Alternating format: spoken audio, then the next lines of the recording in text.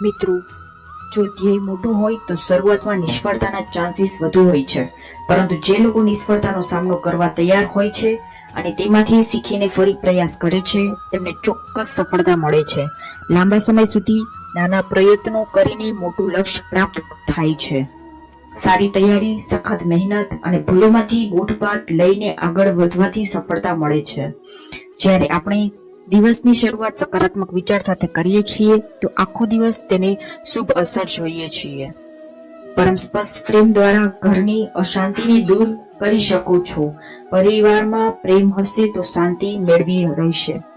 જે લોકોમાં ઈર્ષ્યાની લાગણી હોય છે તેઓ શાંત રહી શકતા નથી અને આવા લોકો ઊંઘ પણ શકતા નથી. જો તમે સુખ અને શાંતિ જોઈતી હોય તો આ દુર્ગણને તરત જ છોડી દો.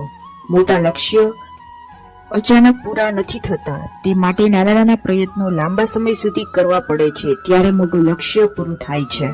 રાધે રાધે.